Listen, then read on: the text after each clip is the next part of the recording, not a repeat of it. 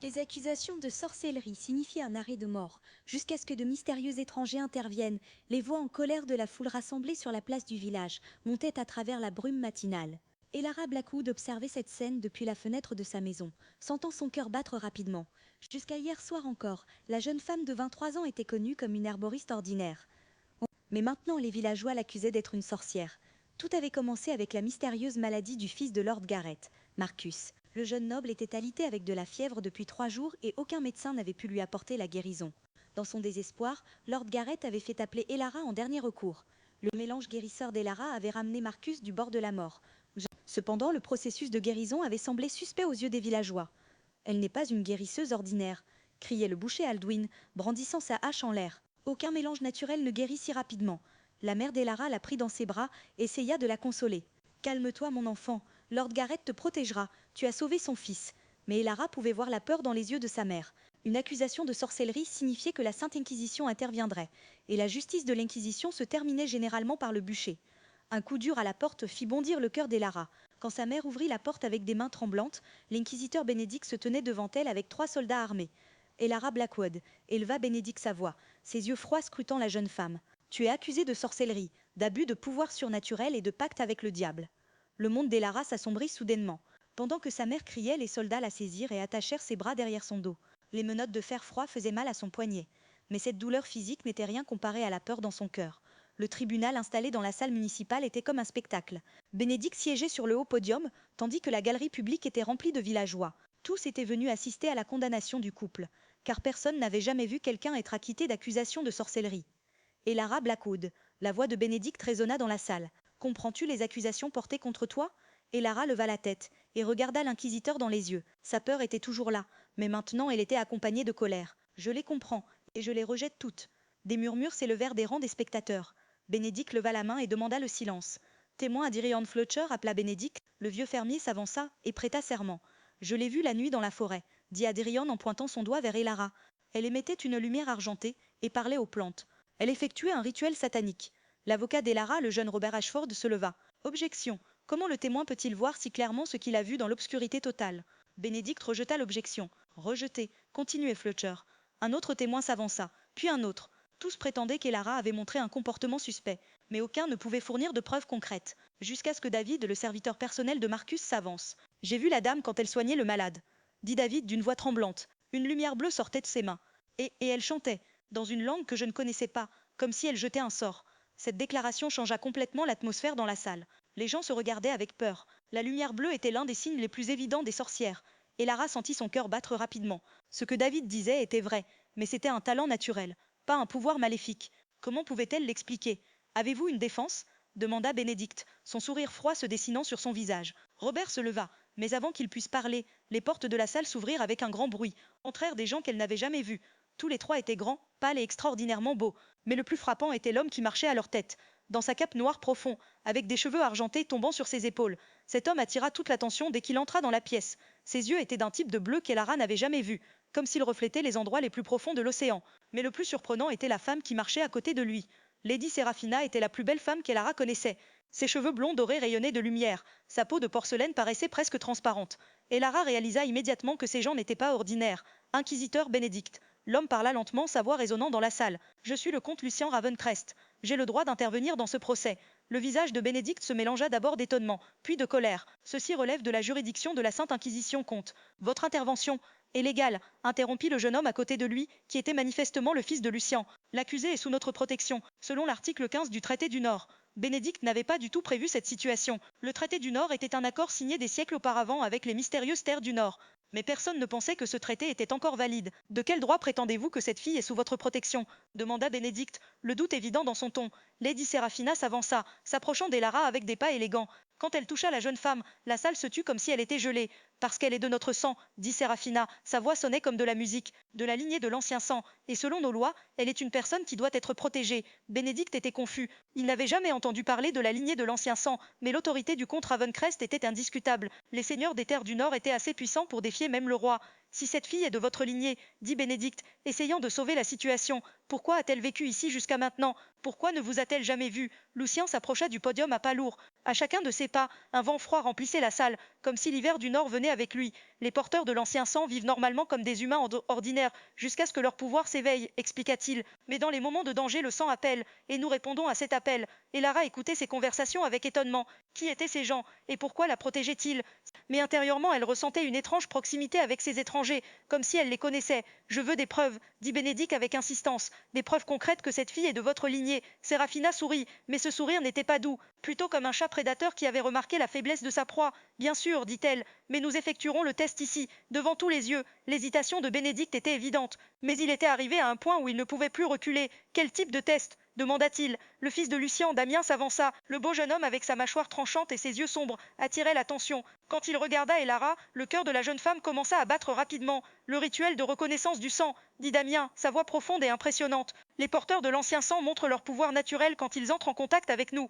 Bénédicte sentait que la situation échappait à son contrôle, mais savait aussi qu'il ne pouvait pas l'arrêter. Le pouvoir du comte Ravencrest était plus grand que son autorité. Très bien, dit-il finalement. Mais si rien ne se passe, cette fille sera immédiatement brûlée. Lucien hocha la tête. Si rien ne se passe, nous n'interviendrons pas. Mais Elara pouvait voir la confiance dans les yeux de Lucien. Cet homme était sûr du résultat. Sérafina vint vers Elara. Avec ses doigts élégants, elle toucha le visage de la jeune femme. N'aie pas peur, chuchota-t-elle, de manière que Elara seule puisse l'entendre. Tu es notre fille, tu l'as toujours été. À ce moment, quelque chose s'éveilla en Elara, comme si un pouvoir qui avait dormi pendant des années s'éveillait enfin. Ses mains commencèrent à trembler, mais ce n'était pas de la peur, c'était du pouvoir. Le toucher de Sérafina déclencha le pouvoir endormi en Elara. Les mains de la jeune femme commencèrent à briller, d'abord faiblement, puis plus fort. La lumière bleue scintillait presque comme de l'électricité. La salle plongea dans un silence profond. Tandis que les villageois reculaient avec peur, le visage de Bénédicte se figea dans une expression de choc. Mais pour Elara, ce n'était pas la première fois. Le témoignage de David était vrai. Ses mains avaient vraiment brillé quand elle guérissait Marcus. Seulement jusqu'alors, elle ne savait pas ce que cela signifiait. Impossible, murmura Bénédicte. C'est de la sorcellerie. Non, dit Lucien, l'autorité dans sa voix, c'est le pouvoir de l'ancien sang, la capacité innée de notre espèce. Et Lara se sentait étrangement forte. Mais en même temps, ce nouveau pouvoir l'effrayait aussi. Si elle venait vraiment de la lignée de ces gens, cela signifiait que sa vie changerait complètement. Damien s'approcha, ses yeux fixés sur le visage d'Elara. Comment te sens-tu demanda-t-il. Sa voix était douce. Différente, répondit Elara honnêtement, comme si une partie de moi qui avait toujours manqué était revenue à sa place. Sérafina sourit. C'est le signe de l'ancien sang. Tu nous appartiens maintenant, Elara. Bénédicte fit une dernière tentative pour sauver la situation. Ce n'est pas une preuve. Cela pourrait être une tromperie.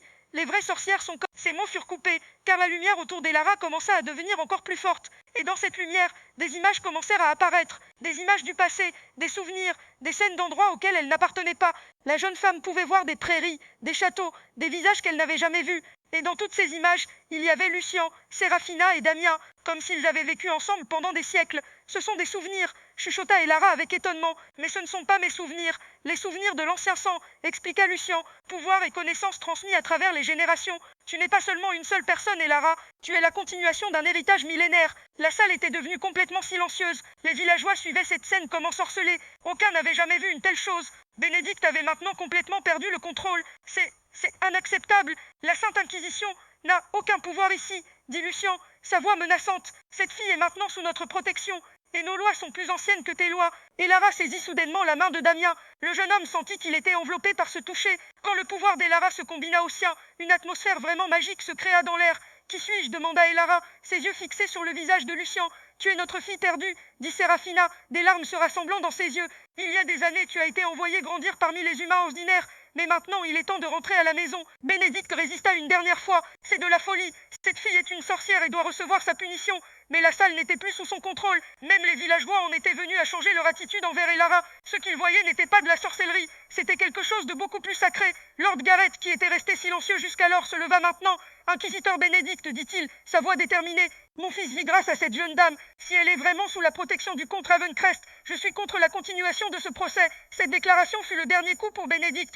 Il avait perdu le soutien du seigneur local. Lucien se pencha vers Elara. Il est temps pour toi de décider, dit-il. Viens avec nous, apprends ta vraie identité, développe ton pouvoir, ou reste ici, mène une vie ordinaire, mais sache que tu n'es plus en sécurité. Elara savait que son cœur devait prendre une décision difficile. Elle regarda sa mère. Là, elle voyait des larmes et de la peur. Mais en même temps, il y avait aussi de la compréhension.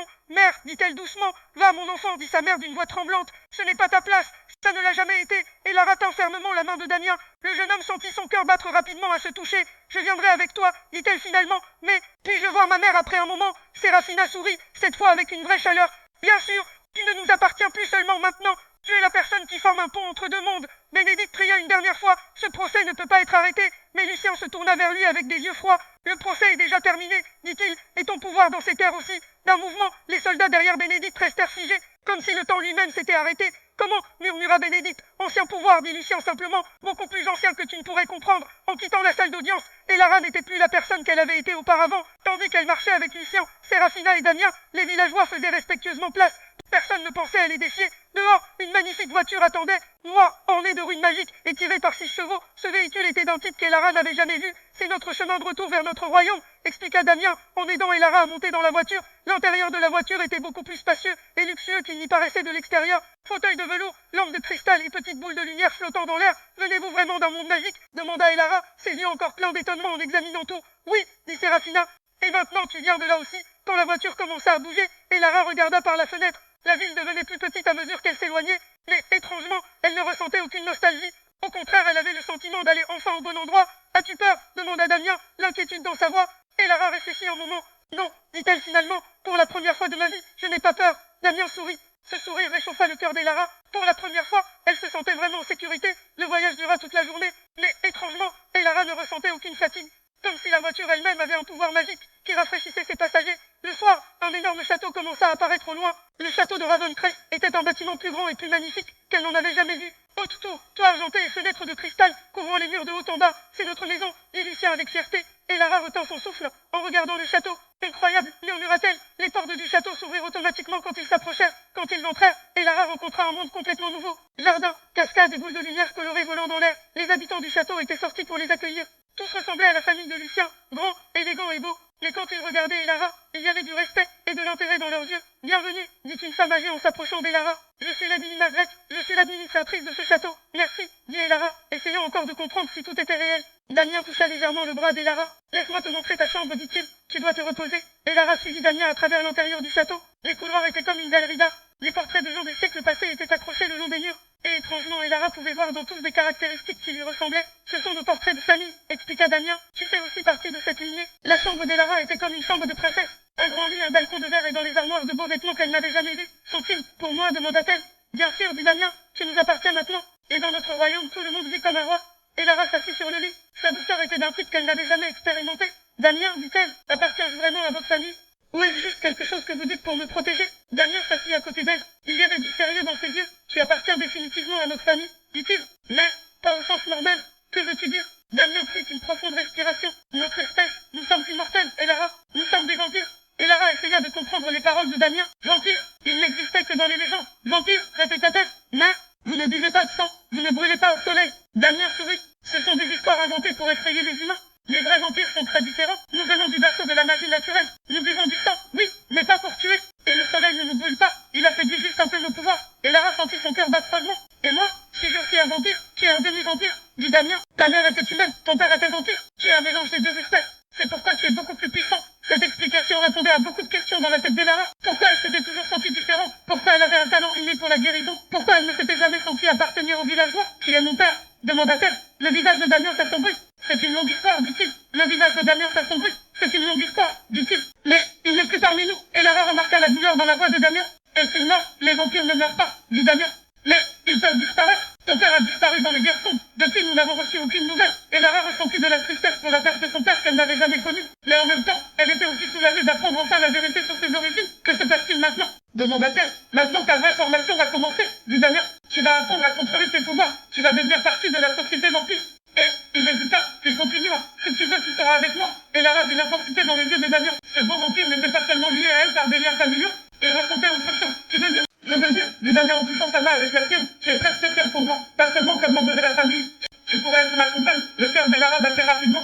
La proposition de Damien était quelque chose à quoi elle ne s'était pas attendue. Mais intérieurement, elle ne pouvait nier l'attraction qu'elle ressentait pour ce beau vampire. Le désir nettement, tous ceux des gosses physiques. Il y a encore de ces humeurs extraordinaires. Maintenant, j'apprends que je suis un demi-vampire. Damien sourit avec compréhension. Bien sûr, tu as besoin de temps. Je voulais juste exprimer mes sentiments. Cette nuit-là, et Lara ne put dormir longtemps. Elle se tenait sur le balcon, observant le paysage nocturne. Les jardins du château semblaient magiques au clair de lune. Les jardins du château semblaient magiques au clair de lune. Se raffina en fait, tenant de tasse de boisson dans les mains. J'ai pensé que tu ne pourrais pas dormir, dit-elle en tendant une tasse à Elara. Merci, dit Elara en buvant la boisson. Je pouvais faire un mélange de sucre et d'air qu'elle ne connaissait pas, mais c'était très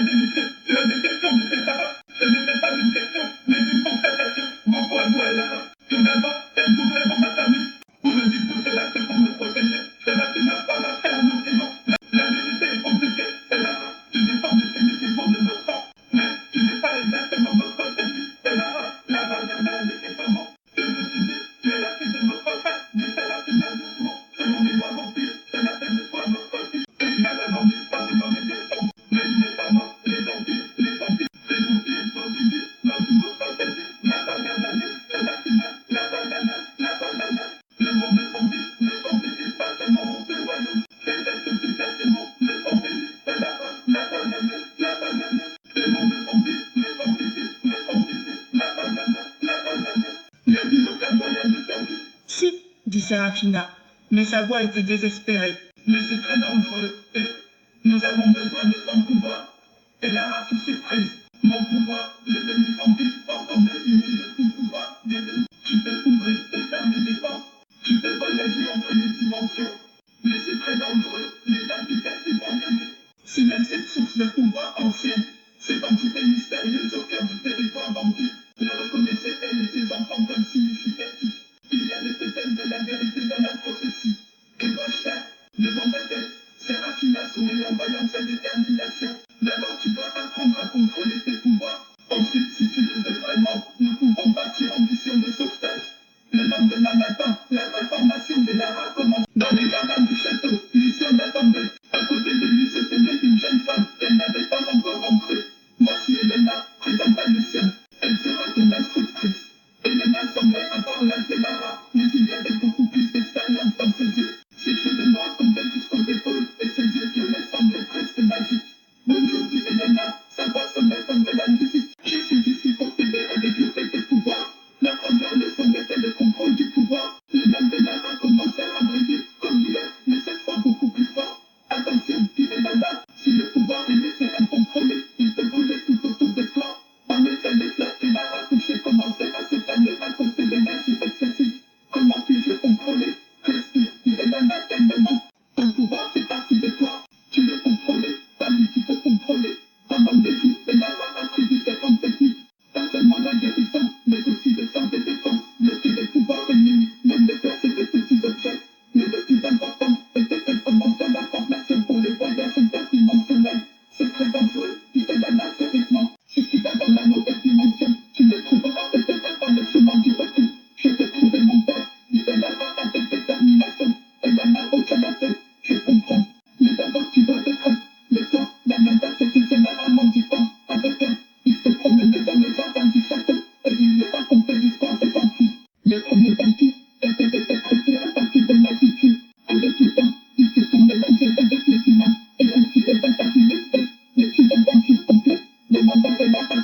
Oui, je suis un vampire, mais toi cependant, tu es une espèce de vampire. Le lama est à la fois beau et intelligent et très sensible. Tu sentiment pour lui se renforcer. 3 semaines plus tard, Elena déclara que la formation de base de Lara était comme maintenant effectuer son jeu dans dimension. Dit-elle, mais pour de grands voyages, tu as besoin de plus de pratique. Ce soir-là, Lucien appela Elara. Dans son bureau, il y avait une grande carte, mais ce n'était pas une carte ordinaire. Il y avait des images tridimensionnelles, des marqueurs mobiles et des couleurs changeantes. C'est la carte des dimensions, expliqua Lucien. La dernière position connue d'Adrien est ici. Sur la carte, un point rouge clignotait. Il est piégé dans le royaume des ombres, dit Séraphina en les rejoignant. C'est l'une des dimensions les plus dangereuses. Là-bas, la réalité change constamment. Quand pouvons-nous y aller? Demanda Elara avec excitation. Tu n'iras pas, dit Lucien fermement. C'est trop dangereux. Mais vous avez dit que vous aviez besoin de mon pouvoir. Oui, mais tu es encore trop jeune et inexpérimenté. Elara montra sa détermination. C'est mon père. Et si je suis la seule à pouvoir le sauver, je suis prête à prendre le risque. Damien intervint. Si elle y va, j'y vais aussi. Je la protégerai. Lucien et Séraphina échangèrent des regards et gardèrent un long silence. Finalement, Lucien parla. D'accord, mais nous planifierons très soigneusement. Et toi, Elara, tu feras tout ce que je dis. La préparation pour la mission de sauvetage dura 1 semaine. Elara porta des vêtements spéciaux, des tissus protégés par la magie vampire qui ne seraient pas endommagés lors des voyages interdimensionnels. Elara donna les dernières leçons. Dans le royaume des ombres, rien n'est comme il semble, dit-elle. Les humains, les monstres, les paysages, tout peut être trompeur. Comment puis-je reconnaître la vérité? Avec ton instinct, ton pouvoir de demi-vampire te montrera la vérité. Damien prépara des armes spéciales, des armes du type que les chasseurs de vampires utilisaient, mais pour la protection. C'est un poignard d'argent, dit-il en donnant une lame élégante à Elara, efficace contre les créatures d'ombre. Le jour de la mission commença tôt le matin. Dans le cercle magique du château, un groupe de 7 personnes se rassembla. Lucien, Sérafina, Damien, Elena et Lara, et 2 guerriers vampires expérimentés. Le portail ne restera ouvert qu'1 heure, avertit Lucien. Si nous ne revenons pas à temps, nous resterons piégés là-bas. Dans le cercle magique, le pouvoir d'Elara se concentra. Ses mains émettèrent une lumière puissante et un portail s'ouvrit dans l'air. Le portail était comme de l'argent liquide, sa surface en mouvement constant. « Es-tu prête ?» demanda Damien. Elara hocha la tête. « Je suis prête. » D'abord Lucien passa, puis les autres. Quand Elara passa en dernier, elle sentit son cœur battre rapidement. Pourrait-elle trouver son père? Quand elle mit le pied dans le royaume des ombres, Elara eut le souffle coupé. C'était l'endroit le plus étrange qu'elle ait jamais vu. Le ciel changeait constamment de couleur violet, noir, argent. Les arbres bougeaient comme s'ils étaient vivants. Et le plus étrange était le sol lui-même, comme fait de cristal, mais une surface douce. Sois prudente, avertit Elena. Ici tout est trompeur. Le groupe commença à se diriger vers l'endroit où Adrien avait été vu pour la dernière fois, selon la carte. Mais en avançant, l'environnement changeait constamment. 1 minute ils étaient dans la forêt, la minute suivante dans le désert, puis de nouveau dans des montagnes enneigées. « Est-ce normal ?» demanda Elara. « Dans le royaume des ombres, il n'y a rien de normal, dit Damien. La réalité est fluide ici. » Après quelques heures de marche, ils virent une structure au loin. Mais cette structure changeait aussi constamment de forme. Parfois un château, parfois une cabane, parfois un arbre géant. « Adrien devrait être là, dit Sérafina en regardant la carte. Mais quand ils s'approchèrent de la structure, d'étranges créatures apparurent devant eux. Des êtres en forme d'ombre, mais se déplaçant comme de la matière solide. « Gardien d'ombre, dit Lucien, préparez-vous au combat. » Elara participait pour la première fois à un vrai combat. Mais son pouvoir s'activa comme par lui-même. Ses mains brillèrent et les créatures d'ombre ne purent s'approcher d'elle. Pendant que Damien repoussait les créatures avec son épée d'argent, Elara soutenait aussi avec sa lumière. Le combat fut court mais épuisant. Quand ils atteignirent finalement la structure, la porte s'ouvrit et une figure familière sortit. Adrien ressemblait exactement à Lucien, mais plus âgé et plus fatigué. Passer 20 ans dans le royaume des ombres l'avait affecté. « Lucien, dit-il, l'incrédulité dans sa voix. « Est-ce réel ?»« C'est réel, mon frère, dit Lucien en l'embrassant. Adrien tourna ses yeux vers Elara. « Et celle-ci, ta fille, dit Sérafina doucement. Elara. » Les yeux d'Adrien se remplirent de larmes. « Elara, ma fille. » Elara courut vers son père et l'embrassa. Cet homme qu'elle n'avait jamais connu, mais elle sentait une forte connexion en elle. « Tu m'as tellement manqué, dit Adrien, la nostalgie des années dans sa voix. « Toi aussi, dit Elara en larmes. Mais les retrouvailles émotionnelles ne durèrent pas longtemps. Le portail ne resterait ouvert qu'1 heure, et le temps s'amenuisait. « Nous devons partir, dit Elena. Le portail va bientôt se fermer. » Mais Adrien avait un problème. « La magie ici m'affecte, dit-il. Je ne peux peut-être pas changer de dimension seul. »« Pas de problème, dit Elara. Je t'emmènerai. » Le voyage de retour fut plus difficile que l'aller. Soutenir Adrien épuisa considérablement le pouvoir d'Elara. Mais avec le soutien de Damien, ils surmontèrent les difficultés. Le portail était encore ouvert, mais il se rétrécissait. Ils devaient passer rapidement, un par un, dit Lucien, vite mais prudemment. D'abord Elena passa, puis les guerriers, puis Sérafina. Adrien et Elara passèrent ensemble, pendant qu'Elara soutenait son père. En dernier, Lucien et Damien passèrent. Le portail se ferma derrière eux. Dans le cercle magique du château de Ravencrest, tout le monde respira avec soulagement. « Nous avons réussi, dit Sérafina en souriant. Adrien vécut la joie de revoir le château, mais surtout, il ressentit le bonheur d'être avec sa fille. Ces 20 années ont été très longues, dit-il, mais maintenant ma famille est de nouveau réunie. Le retour d'Adrien avait créé de grandes célébrations dans le château. Toute la société vampire se réjouit en apprenant que leur prince perdu était revenu. Mais pour Elara, le plus important était qu'elle ait enfin une famille complète. Adrien lui montrait l'amour paternel qu'elle avait longtemps désiré. « Tu m'as tellement manqué, dit Adrien un soir en se promenant dans le jardin. Chaque jour j'ai pensé à toi. Je ne t'avais jamais connu, mais dit Elara. Mais j'ai toujours ressenti un sentiment de manque. Maintenant ce manque est comblé, dit Adrien en souriant. Damien était aussi très heureux de ses développements. Qu'Elara ait maintenant une famille complète apaisait aussi son cœur. Tu méritais cela, dit Damien un soir. À la fois la famille et le bonheur. Elara prit la main de Damien. Tu fais aussi partie de mon bonheur, dit-elle. Les pouvoirs d'Elara se développèrent encore davantage après avoir commencé à être avec son père. Maintenant elle pouvait facilement voyager entre les dimensions, utiliser des sorts de guérison avancés. Elara déclara que sa formation était terminée. « Tu es maintenant une magicienne vampire complète », dit-elle avec fierté. Pour célébrer ce succès, le château organisa une grande fête. Les dignitaires de la société vampire vinrent féliciter le succès d'Elara. Au milieu de la fête, Damien se leva. Il avait une petite boîte dans sa main. « Elara, dit-il, sa voix excitée, depuis que tu es entrée dans ma vie, tout a changé. Veux-tu être ma compagne ?» Quand il ouvrit la boîte, une magnifique bague en sortit, argent avec cristal bleu, brillant avec la magie vampire. La salle devint complètement silencieuse. Tout le monde attendait la réponse d'Elara. Et Lara regarda dans les yeux de Damien. Elle pensa à une vie avec ce beau, doux, puissant vampire.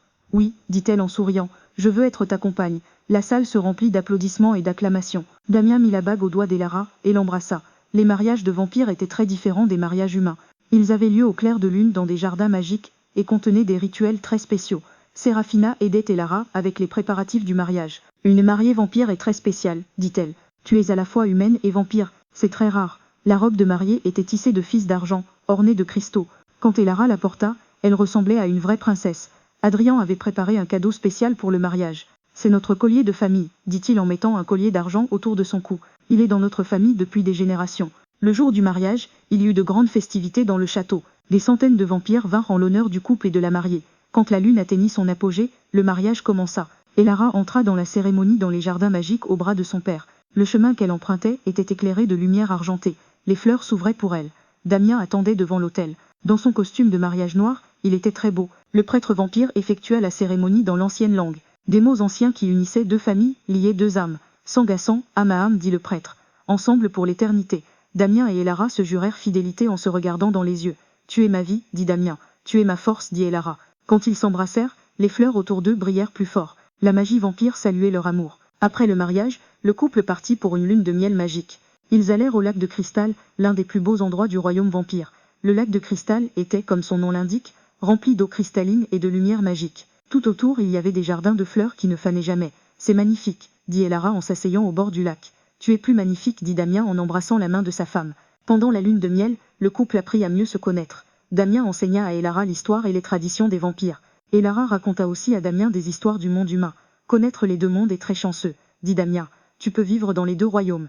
Mais ma vraie place est ici, dit Elara, avec toi. Un an plus tard, Elara et Damien menaient une vie heureuse au château de Ravencrest. Elara était devenue un médecin respecté dans la société vampire. Grâce à ses pouvoirs, elle guérissait à la fois vampire et humain. Adrien était très content de voir le bonheur de sa fille. Après de longues années, ils vivaient de nouveau la joie d'être une famille. Lucien et Séraphina aimaient Elara comme leur vraie fille. Ils lui avaient donné le titre de princesse vampire. Un soir, alors qu'Elara était assise sur le balcon, Damien vint la rejoindre. « Je pensais à quelque chose, » dit-il. « Quoi ? Peut-être pourrions-nous avoir des enfants, » dit Damien. « Les enfants demi-vampires deviennent très puissants. » Elara sourit. « C'est une belle idée, dit-elle. Mais explorons d'abord le monde un peu plus. Ensemble, ensemble pour toujours, » dit Damien en l'embrassant. Au clair de lune, le jeune couple imaginait l'avenir. Devant eux s'étendait un temps infini, un amour infini et des aventures infinies. Elara, autrefois une fille de village ordinaire qui avait fait face à la mort à cause d'accusations de sorcellerie, était maintenant devenue une princesse vampire. Et le plus important, elle avait enfin trouvé l'endroit auquel elle appartenait. L'accusation de sorcellerie avait vraiment été un arrêt de mort, la mort de son ancienne vie. Mais en même temps, c'était le début de sa nouvelle vie. Et quand les mystérieux étrangers étaient intervenus, ils ne l'avaient pas seulement sauvée, ils lui avaient permis de trouver le vrai amour, la vraie famille et son vrai soi. Si cette histoire t'a plu, n'oublie pas de t'abonner à la chaîne et d'activer les notifications. Écris dans les commentaires de quelle ville tu regardes.